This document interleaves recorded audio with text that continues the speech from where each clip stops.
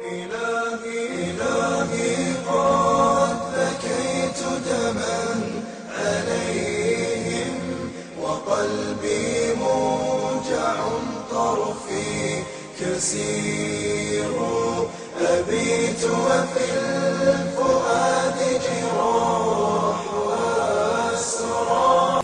Did he move his lips? Did he say wa alaykum as-salam? Then I pray close to him and I keep looking at him, hoping that he'll be looking at my face, but he doesn't. But when I turn my sight away from him, he starts looking at me. What does this mean? The mercy of the Prophet ﷺ. He loves Kaab ibn Malik. As if he's saying, I love you, Kaab.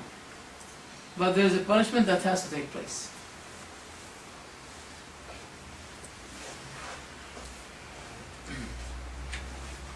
So which means, in other words, if a person was given a certain kind of, what do you call it, timeout? Timeout? I know you remember your children when I mentioned the word timeout for you.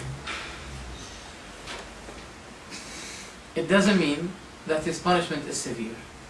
It doesn't mean that he's facing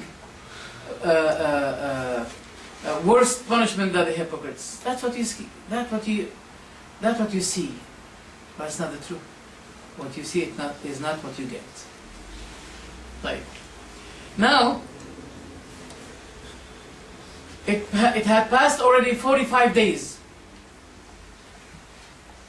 And I was trying to let someone speak to me. Until I went to my cousin Abu Qatada. Abu Qatada is a great companion. And I said to him, Assalamu alaikum. Kaab ibn Malik said, Wallahi, he did not return the salam to me.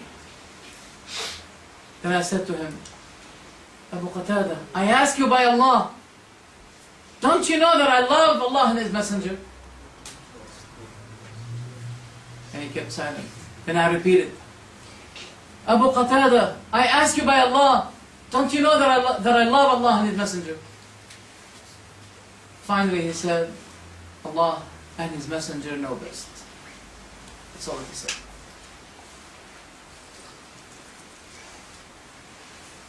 Do you remember the first fitna? The first fitna is to speak the truth or not. Second fitna, that his people tried to persuade him to give any justification to the Prophet. Now here comes the third fitna. The third fitna is that while Kaab was walking in the market of Medina, one of the Christians of Asham, he passed by Medina. He brought some food to sell it in Medina. But he was saying at the same time, now selling food in Medina was the trap. As many people, they go work out as engineers, but they are intelligent, they work in intelligence at the same time. So he was selling food in Medina, but he was asking people, can anyone guide me to Kaab ibn Malik? He's Christian. He's from Jordan. They said, here they are, that's him. He came to me and he said, this is a letter from you, to you, from the king of Ghassan. Ghassasina are the Jordanians today, Palestinians. They used to be under dominance of the Roman Empire. They're Christians, but they speak Arabic. So the king of Ghassan, which is today Jordan, Palestine, he sent a letter of honor to Kaab ibn Malik. As, for example, Salman Rushdie is given a gift of honor, Tasneem is given. Anyone that can blah blah blah against Islam, bring him, gift him, take him, honor him. Like one who used to be writing, he once wrote one of the revelations of the Prophet ﷺ, then he apostated. And he joined the Ghassasina, the Romans. And they used to honor him.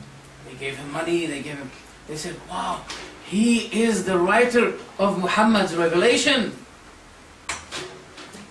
They gave him money. They honored him. And afterwards he died. They buried him. Next day, they saw his body, corpse out. Then they buried him again. Then his corpse was found out. Then they buried him for the third time. Then next day they saw his corpse out. Then they throw him to the dogs to eat him. So he received the letter. Let's see what's in the letter. It says, أما بعد. You know the meaning of أما بعد? What's the meaning of أما بعد? To proceed. فإنه قد بلغنا أن صاحبك قد جفاك. We have been informed that your companion, your colleague, that means the Prophet Muhammad, your colleague, had boycotted you. And you are not worthy of humiliation. Why do you have to stay there? Come to us, we will take good care of you. We will look after you. Just come. Kaab ibn Malik, he read it. He used to be a good reader. He said, then I took it and I threw it in the fire, and I said, that is another fitna. That is another fitna. When it had passed, you know what that means?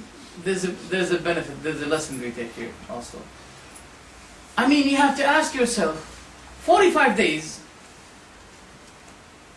that have passed with this incident, 45 days, they have no telegram, no fax, no yahoo.com, and the news reached to the king of Ghassan. And not only this, the news reached to him and he sent the letter. Subhanallah. Yani, what do you call that? What kind of post is this with care? Special care. Special delivery. Special delivery also. Sorry. Special delivery. He received it and he read it and he said, this is also a fitna. 45 days. Kaab ibn Malik said, I kept waiting for the revelation to come. You know, sometimes the revelation delays. Why? An incident that Muslims need to take lesson from it. Just like slandering Aisha radiallahu anha. Khalas, no revelation coming to the Prophet ﷺ for 50 days. And one revelation will be enough to expose all of those who spoke against Aisha. But Allah subhanahu wa ta'ala, by His wisdom, He postponed the revelation, or to give any criteria, any verdict about the case, except after 50 days. And this is the same case. Then the Prophet passed by my house. Now, Kaab ibn Malik was very happy. Oh, the Prophet comes to me. That means there must be something. But he was disappointed.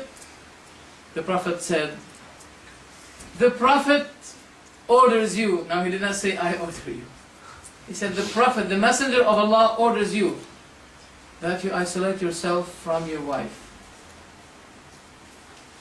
Now, if that had been said to someone, you know, those liberal Muslims, he'd be saying, why? That's not fair. That's unfair. Why? I mean, I made a mistake, alright, okay, I agree that, but to keep you away from my wife, that's not fair. I know you're a messenger of Allah, but that's not fair. Look what Kaab said. Oh Prophet, shall I divorce her?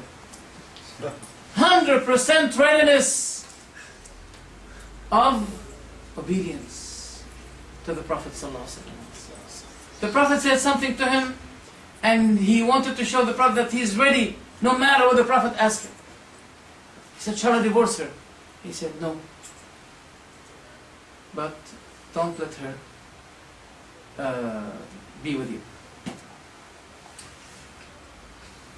Then he told his wife to go. Then his people came again and said to him, Hilal and Murara, they were exempted by the Prophet ﷺ to keep their wives. Why don't you ask the Prophet to allow you to bring back your wife? He said to them, La wallah, Wallahi, I will never ask him. And I'm a young man, and I'm powerful. I'm not like the other two. Wallahi, I'm ashamed to ask the Prophet ﷺ. He said, what about, he was asking about the other two. He was told that they kept crying. They have nothing to do except crying all of this period of time.